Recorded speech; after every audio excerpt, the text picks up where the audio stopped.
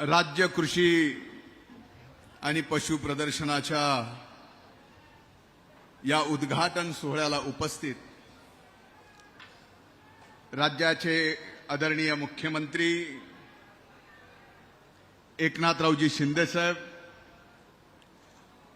मी माझं सौभाग्य समजतो की आजच्या या राज्याच्या कृषी प्रदर्शनाच्या उद्घाटन प्रसंगी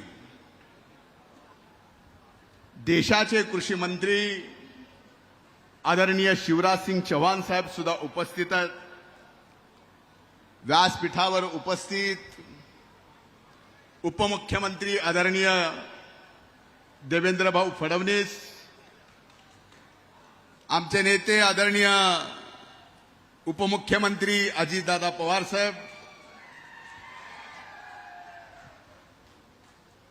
आमच्या भगिनी पंकजाताई,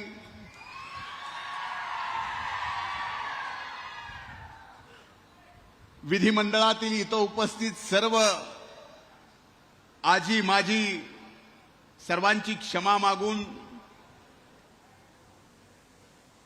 आमदार, कृषी विभागाचे सर्व, पशुसंवर्धन विभागाचे सर्व सन्माननीय अधिकारी, महसूल आणि जिल्हा परिषदेचे सुद्धा सर्व सन्माननीय अधिकारी, व्यासपीठावर उपस्थित सर्व सन्माननीय, आणि आज या राज्याच्या कृषी महोत्सवाच्या निमित्तानं इथं उपस्थित माझ्या बीड जिल्ह्यातील आणि राज्यातील प्रभू वैद्यनाथाच्या नगरीत आलेल्या शेतकरी भावांनो, भगिनींनो आणि इथं उपस्थित पत्रकार मित्रांनो, सर्वप्रथम आपल्या सर्वांचं या कृषी प्रदर्शनाच्या निमित्तानं, उद्घाटनाच्या कार्यक्रमाच्या निमित्तानं देशाच्या कृषी मंत्र्यासहित, राज्याच्या मुख्यमंत्र्यासहित, दोन्ही उपमुख्यमंत्र्यासहित आपल्या सर्व या लाखाच्या पोशिंद्याचं मी मनापासून या परळी वैद्यनाथाच्या नगरीत स्वागत करतो।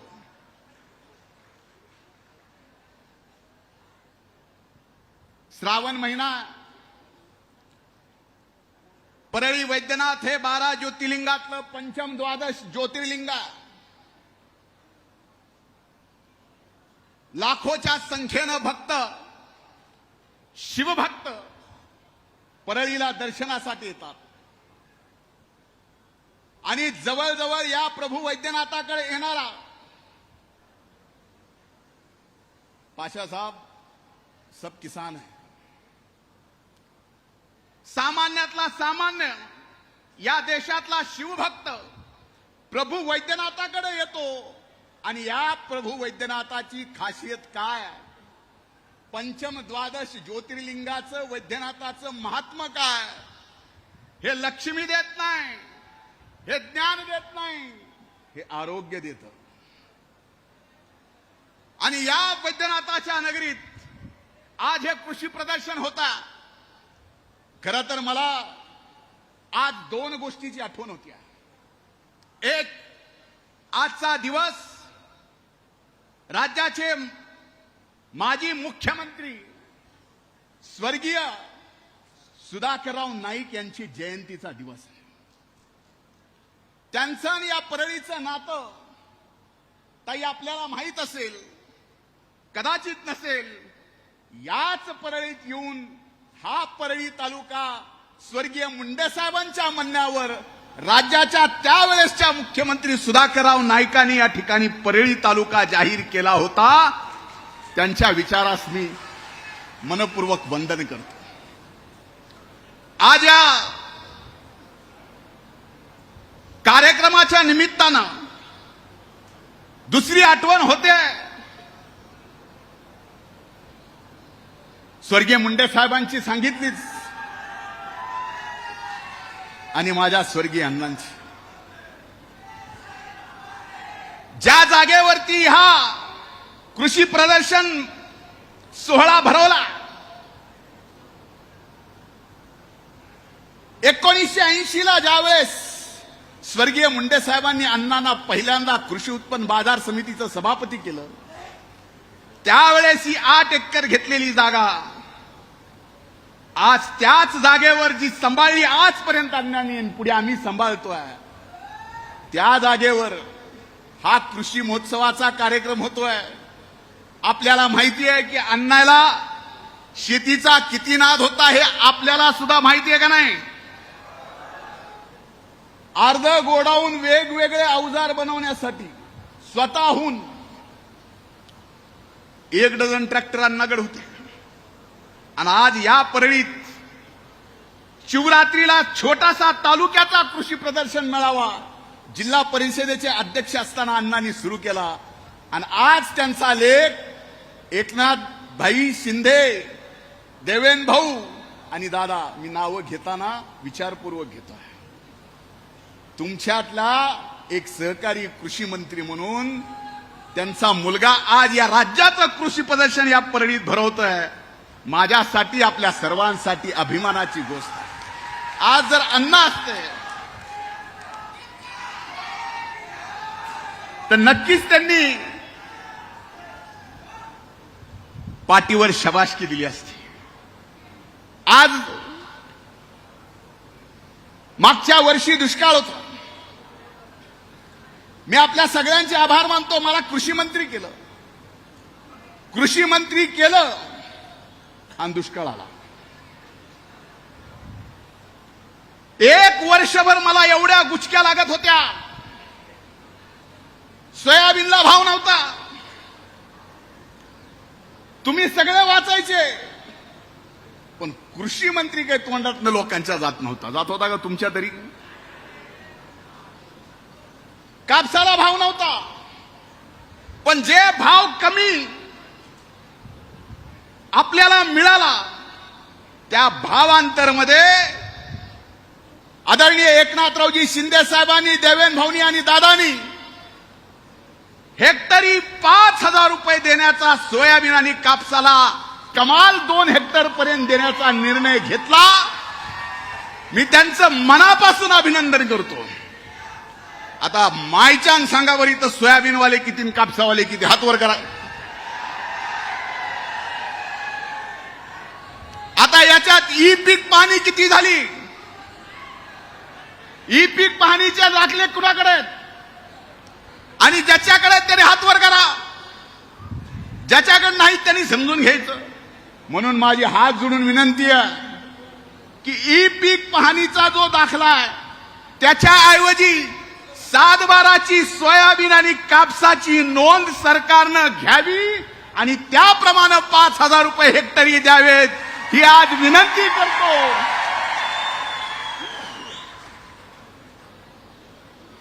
खरं तर पीक विम्याच्या बाबतीत पंकजाताईंनी आपल्याला सांगितलं, महाराष्ट्र देशातलं पहिलं राज्य आहे की ज्या राज्यात 1,70,00,000 शेतकऱ्यांनी, देवेंद्र भाऊ आपण घेतलेला तो निर्णय, 1 रुपयात पीक विमा सरकारचे, केंद्र सरकारचे मिळून जेवढे पैसे कंपन्याला दिले तेवढेच पैसे शेतकऱ्याला सुद्धा मिळाले का नाही?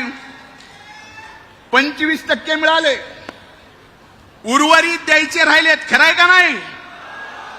ते पाहिजेत का नाही? त्याच्यासाठी मामाजींना बोलवलंय, शिवराज सिंग चौहान साहेबांना.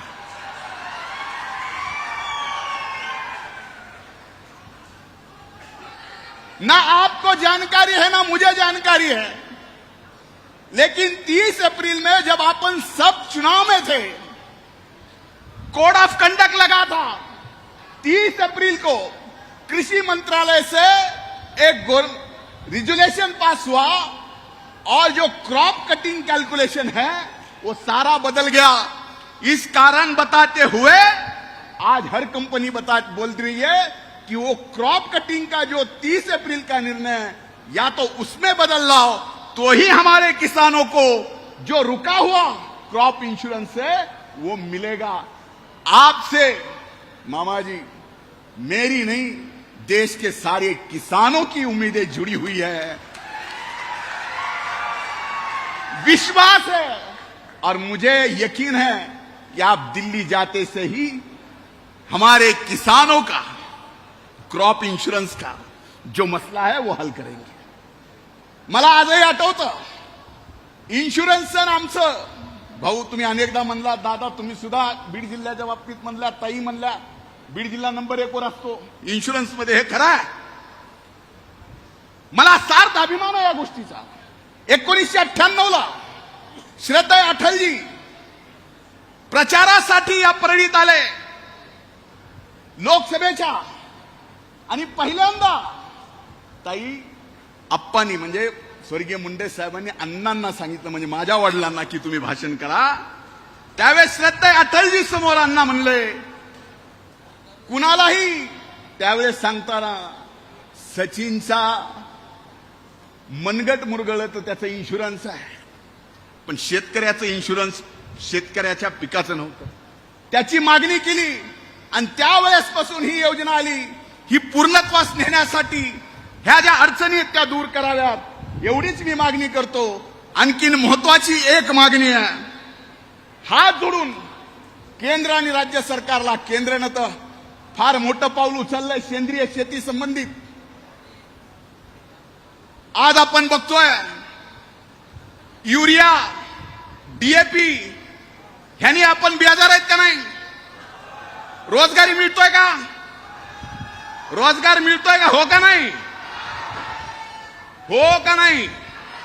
मिळाला तर केवढ्याला मिळतो काय रोज आणि 1 एकर मध्ये युरिया टाकायचा तर किती दिवस लागते 2 दिवस. या ड्रोनचा फोटो आपल्याला एवढ्यासाठी दिला की या ड्रोन मुळे युरिया द्या नका देऊ डीएपी देऊ नका. नॅनो फर्टिलायझरनी या ड्रोन टेक्नॉलॉजीमुळे 1 एकर 7 मिनिटात फवारून होते. 30 एकरात 4 तासात 30 एकर फवारणी होतीये आणि रोजचे 1 एकरला 2 गडी लागतात मजूर फवारायला त्याला 1000 रुपये जातात. आणि हे जर नॅनो तुम्ही दिलं तर मी आपल्याला सांगतो 60% उत्पादन खर्चामध्ये कमी होईल आणि उत्पादनामध्ये 20% या शेतकरी मायबापाचा वाढ होईल. आम्ही हात पसरवणार नाही. ही शेतकऱ्याची जात हात पसरवणारी नाही. निसर्गाचं संकट आम्ही सहन करतो. निसर्गाच्या संकटामध्ये जसं संकट येईल तसं सहन करतो. पण निसर्गाच्या बाहेर जे संकट आमच्या शेतीमाल ज्यावेळेस बाजारात येतो त्यावेळेस जे निर्माण होतं ते मात्र आपण सहन करू शकत नाही. त्याचा राग असतो. म्हणून हात जोडून विनंती आहे की ड्रोन 1000 केंद्र सरकार राज्याला देणार आहे. ड्रोनच यायचे फवारायचं काय हा प्रश्न पडायचा. म्हणून त्याच्यासोबत आपण nano urea nano DAP nano MOP हे सगळं जर दिलं तर नक्कीच माझ्या या महाराष्ट्रातल्या नाही देशातल्या शेतकऱ्याच्या उत्पादनामध्ये 60% कमी होईल. 10% 20% उत्पादन वाढेल. कमी जास्तीला पाशासाहेब आहेत काहीच नाही उगवलं तर बांबू लावायचा.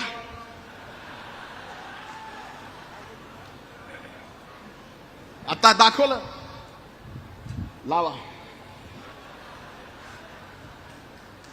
माझी एवढी विनंती आहे की आज माझी एक जीवनातली आठवण सांगतो. योगायोग बघा ज्यावेळेस नियत साफ असते. मैं आपकी बात कर रहा हूं सर. शायद आपको याद होगा कि नहीं पता नहीं. आप युवा मोर्चा के राष्ट्रीय अध्यक्ष थे. तब मैं युवा मोर्चा का महाराष्ट्र का अध्यक्ष था. आज आप कृषि मंत्री हो देश के और इन तीनों के सौभाग्य से आज मैं राज्य का कृषि मंत्री हूं. ये नियति जो है जब साफ होती है तो नियत भी साथ देती है. ये आज तक का समय है. आज तक लावला काय बांबू हसायला लागलात म्हणून मी एवढंच बोलतो, खरं तर जे घ्यायचंय ते यांच्याकडून घ्यायचंय. माझी हात जोडून विनंती आहे, आज पहिल्यांदा आपल्या लाडक्या मुख्यमंत्री लाडक्या बहीण योजनेमुळं आज सगळा राज्य आणि तिघं बघा, कोण एक सकाळी 9 वाजता भोंग्या चालू होतो महाराष्ट्रात, पुन्हा एक चालू होतो. ह्यांना कळालं पाहिजे, थोडी तरी अक्कल असायला पाहिजे. हे तिघ आहेत ना, ह्या तिघाच्या नावामध्ये एक अर्थ आहे. एक भाई आहे, एक भाऊ आहे, और वादे का पक्का दादा है. आता हे नुसते नावं नाहीत. भाई म्हणजे कामाची गती आहे, भाऊ म्हणजे राज्याची नीती आहे, आणि दिलेला शब्द पाळायचा, तो वादा पक्का करायचा म्हणजे अजित दादा. हे बाकीच्यांना करणार नाही. म्हणून सांगतोय की आज तुम्ही करोडो बहिणीचा आशीर्वाद या महाराष्ट्रातला घेतलाय. महाराष्ट्रातल्या करोडो शेतकऱ्यांचा सुद्धा आशीर्वाद या परळी वैद्यनाथाच्या कृषी महोत्सवातून घेऊन जाताय. पण थोडंसं देऊनही जा, एवढी कळकळीची विनंती करतो. पुन्हा एकदा आपल्या सगळ्यांचं स्वागत करून इथंच थांबतो. खूप खूप धन्यवाद. पुन्हा एकदा स्वागत. जय हिंद, जय महाराष्ट्र, जय जवान.